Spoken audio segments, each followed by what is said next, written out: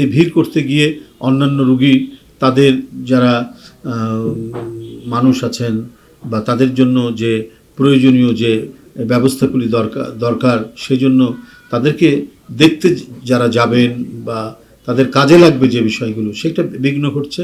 এমনকি আমাদের দেশনেত্রী বেগম খালেদা জিয়া তারও চিকিৎসা কার্যক্রমে এক ধরনের বিঘ্ন ঘটছে। তো সমস্ত মানুষ, দলের নেতাকর্মী তারা নিজ নিজ অবস্থানে, বাসায় থাকলে বাসায় সবাইকে নিয়ে দোয়া করুন, মসজিদে গিয়ে বলুন দোয়া করার জন্য, যার যার অবস্থানে থেকে করুন, কিন্তু হাসপাতালের সামনে আপনারা কেউ ভিড় করবেন না। এটাই হচ্ছে একান্ত অনুরোধ আপনাদের কাছে এবং দলের নেতাকর্মীদের কাছেও এটা অনুরোধ, যাতে ম্যাডামের চিকিৎসা কার্যক্রমে যাতে কোনো ধরনের ব্যাঘাত না হয়।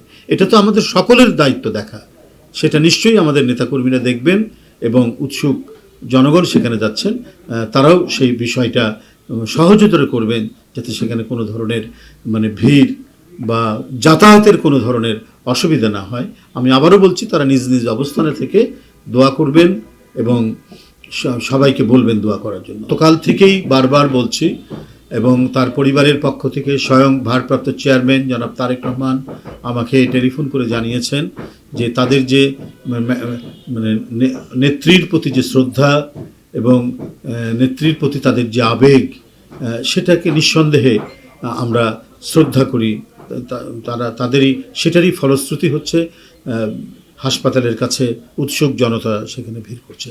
কিন্তু এই ভিড় করতে গিয়ে অন্যান্য রোগী তাদের যারা মানুষ আছেন বা তাদের জন্য যে প্রয়োজনীয় যে ব্যবস্থাগুলি দরকার সেজন্য তাদেরকে দেখতে যারা যাবেন বা তাদের কাজে লাগবে যে বিষয়গুলো সেটা বিঘ্ন ঘটছে।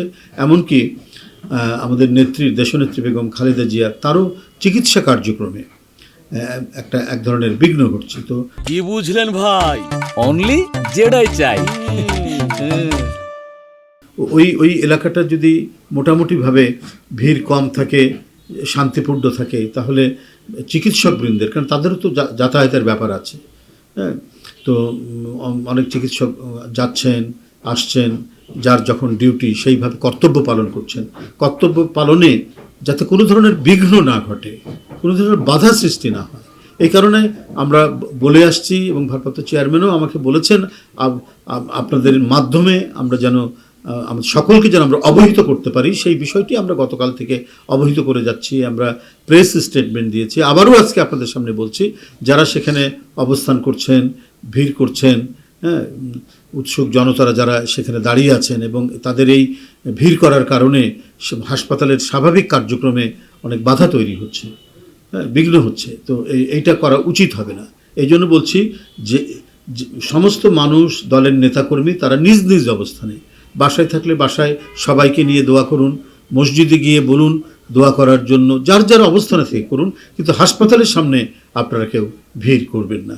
এটাই হচ্ছে একান্ত অনুরোধ আপনাদের কাছে এবং দলের নেতাকর্মীদের কাছেও এটা অনুরোধ, যাতে ম্যাডামের চিকিৎসা কার্যক্রমে যাতে কোনো ধরনের ব্যাঘাত না হয়।